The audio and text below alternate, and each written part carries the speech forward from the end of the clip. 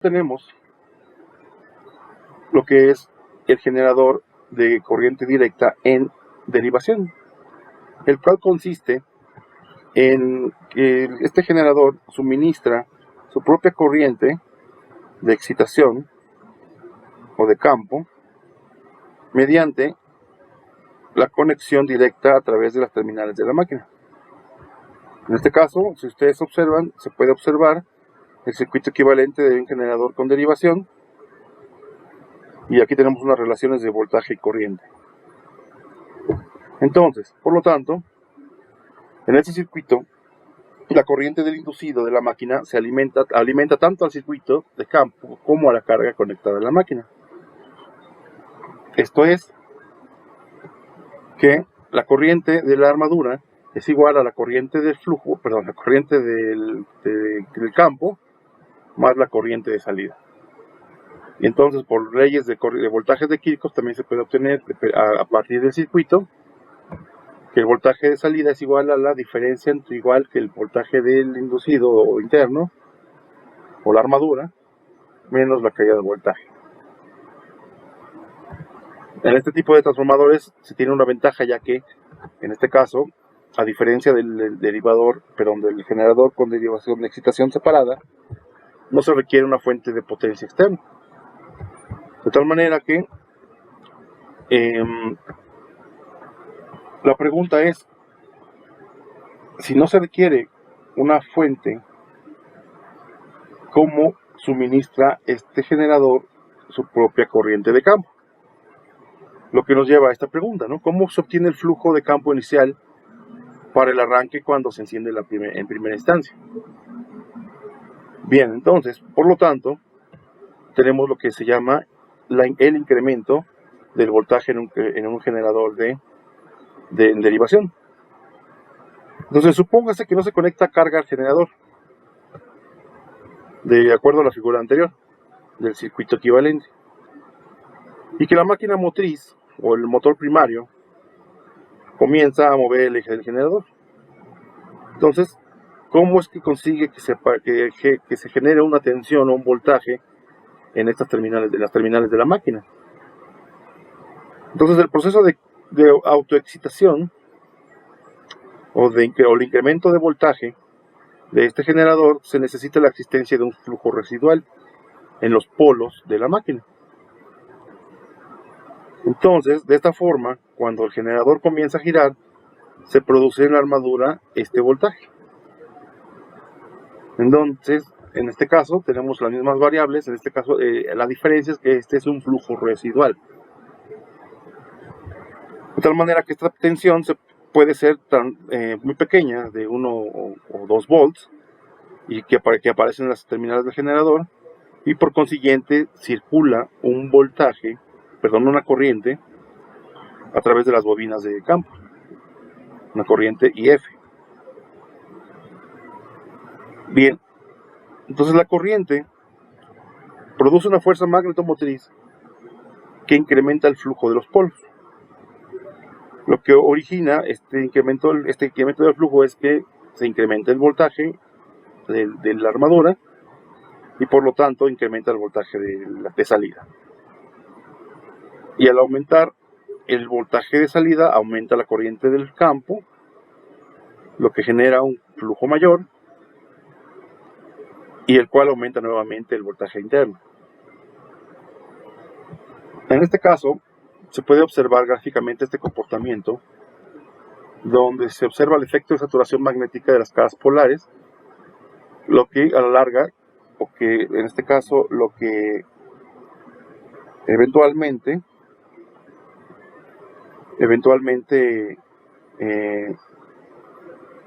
limita el voltaje en las terminales del generador. Bien, entonces, en esta figura que se muestra aquí, se puede observar que como si fueran escalones discretos, como si estuviéramos muestreando la señal. Pero la diferencia es que estos solo se dibujan de manera virtual o ficticia para poder evidenciar la retroalimentación positiva que existe entre el voltaje en este caso el generador real del voltaje que no se acumula en escalones, pero entre la retroalimentación que existe entre las caras polares y, en este caso, como se comentaba aquí, aumenta al aumentar el voltaje del campo, el voltaje de la armadura, aumenta el voltaje de la terminal, y si aumenta este voltaje de la terminal, aumenta la corriente de flujo, lo que genera mayor flujo, y de esta manera vuelve a aumentar el voltaje del interno, el voltaje EA de la armadura. Entonces, ahora, tomando en cuenta esto, en un generador real, este voltaje obviamente no se acumula en escalones, pero en cambio, tanto la corriente interna, el voltaje interno E sub A, como la corriente de campo, aumentan simultáneamente hasta que se llega a lo que llamamos el estado estacionario de lo que es la curva de magnetización. Pero ahora, ¿qué pasa si se arranca un generador de DCCD y no se incrementa el voltaje? ¿Qué podría tener, o qué error se habría podido cometer para que el voltaje no, o el generador, valga la redundancia, no genere?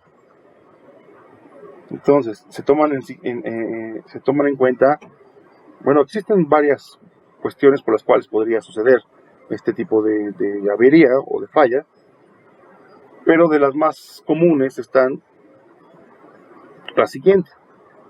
La primera es que tal vez no hay flujo magnético residual en el generador para comenzar este proceso. Tomen en cuenta que esta configuración necesita un flujo residual que le sirva como un jump para poder generar el voltaje salida. Perdón. Si hay este problema, lo que se puede hacer es que desconectar el campo del circuito y volverlo a conectar ahora a una fuente externa, como en este caso como una batería. Entonces esta batería podría generar o podría dejar este flujo residual, este flujo magnético residual, de tal manera que permita el arranque normal. Le da como un empujoncito. Como segundo punto, es que se puede haber invertido la dirección de rotación del generador o haber invertido las conexiones. En cualquier caso, el flujo residual que se muestra aquí produce un voltaje interno, lo que produce un flujo opuesto. Y disminuye por debajo. Si disminuye por debajo del flujo residual, por lo tanto, pues no se puede incrementar el voltaje. Entonces, si hay este problema, lo que se puede hacer es invertir la dirección de rotación a través de la inversión de conexiones. Bien, como por último está lo que es la resistencia de campo, o la resistencia de campo puede estar ajustada a un valor mayor que la resistencia crítica. ¿A qué se refiere esto? En este caso dice que si RF es mayor que R2, significa que es una resistencia crítica, de tal manera que se impediría el incremento del voltaje del generador. Es decir, el generador en derivación incrementa el voltaje hasta un punto en que la curva de magnetización intersecta con la línea de resistencia del campo. Es esta línea, o cada una de esas representa una línea de campo para una RF específica, o una R de campo. Entonces, si esta línea de campo, esta resistencia de campo, tiene un valor mayor de lo que muestra R2, entonces significa que la línea es paralela prácticamente a la curva de magnetización. En este punto, el voltaje del generador puede fluctuar ante pequeños cambios de RF o de la corriente de la armadura, y por lo tanto este valor se le adjudicaría como un valor de resistencia crítica, siempre y cuando esta RF es mayor que R2.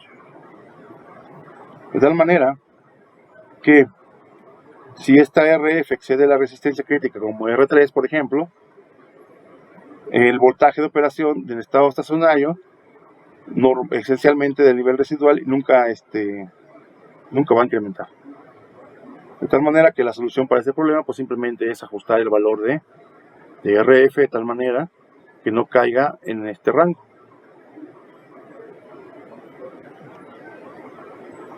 Bien, entonces, tomando en cuenta que el voltaje de la curva de magnetización varía en función de la velocidad, la resistencia crítica también varía con la velocidad.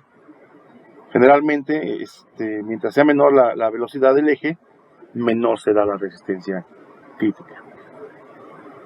Bien, ahora, para el control de voltaje de este tipo o esta configuración del generador, se toman en cuenta dos conceptos, que básicamente es el primero, algo parecido al voltaje de excitación separada, cambiar la velocidad del eje. Igualmente, si aumenta la velocidad, aumenta el voltaje interno, por ende aumenta el voltaje de salida. Y también cambiar el resistor de campo del generador, lo cual modifica la corriente del campo.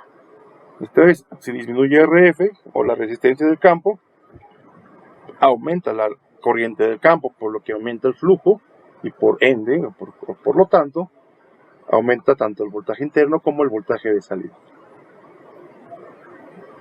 Lo que provoca, en el caso del incremento de este voltaje, provoca el incremento del voltaje de salida.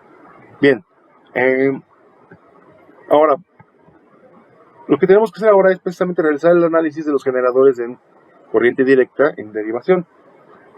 El análisis de un generador en derivación, como dice aquí, es un tanto más complicado que el análisis de excitación separada, ya que la corriente de campo en la máquina depende directamente del voltaje o propiamente del voltaje de salida de la misma, tomando en cuenta que están derivadas y están retroalimentándose entre ellas. Entonces, en este caso, en esta gráfica se representa la curva de magnetización, en este caso aquí se lo estoy señalando, de un generador de derivación, en donde la velocidad normal de operación de la máquina, o una velocidad normal de operación. En este caso, la resistencia de campo se define como RF es igual al voltaje de salida sobre la corriente de campo, representado por esta línea recta que corta la curva de magnetización. En esta curva, en vacío, se considera que el voltaje, o sea, es decir, que me carga, que el voltaje del inducido es igual al voltaje de salida. Y el generador funciona con una tensión correspondiente a la intersección de la curva de magnetización con la recta de resistencia del campo. Ahora la clave, perdón, aquí se muestra esta parte, precisamente que la generación, lo que acabo de mencionar apenas, ¿no? Ahora, la clave para el estudio o el entendimiento del análisis gráfico de este circuito se aplica lo que es igualmente la ley de voltajes de Kirchhoff, donde el voltaje de salida es igual al voltaje del inducido o el interno menos la caída de voltaje. Esta caída de voltaje, ustedes observan, está representada por esta pequeña diferencia. De tal manera que, como dice la siguiente ecuación, la diferencia del voltaje del inducido menos el voltaje de salida, ya que en este caso es voltaje con carga, es igual a esta caída de corriente, perdón, esta caída de voltaje. Ahora, la diferencia, como les comentaba, y la recta de resistencia es el lugar de todos los valores posibles de voltaje en las terminales de la corriente de campo. Por lo tanto, para conocer el voltaje de las terminales del generador para una carga determinada, solo hay que calcular exactamente la caída, esta diferencia correspondiente a la caída que podamos poder tener, y ubicarla en la gráfica, en el sitio donde exactamente llena el espacio entre las curvas de el voltaje interno menos el voltaje de salida, es decir, E sub A y B sub T. Bien. En este caso, en el caso anterior, fue el análisis para máquinas sin reacción de la armadura. Es decir, posteriormente, en este caso, en el siguiente ejemplo, se muestra ahora un análisis, pero donde existe una reacción del inducido. Si el generador tiene una reacción de armadura o del inducido, este proceso es un poquito más complicado, ya que se debe considerar al mismo tiempo la fuerza magnetomotriz desmagnetizadora del generador al mismo tiempo que provoca una caída en la máquina. Ahora, si se conoce la corriente de armadura, entonces se conoce la caída de voltaje, IA por RA, y por consiguiente se conoce la fuerza magnetomotriz desmagnetizante del inducido. De tal manera que el voltaje del generador, el voltaje de la salida del generador, debe tener el valor suficiente para suministrar su propio flujo y después de haberle descontado el efecto desmagnetizante de reacción de la armadura. Ahora, la caída de voltaje IA por RA deben de caber exactamente entre la línea de E sub A y la línea del voltaje de salida o B sub T, es como se muestra aquí. Para determinar el voltaje de salida correspondiente a una fuerza magnetomotriz, simplemente se debe de localizar bajo la curva de magnetización el sitio donde el triángulo formado por los efectos de esta reacción debe de estar exactamente entre la característica de BT y BA, perdón, B sub A y BT.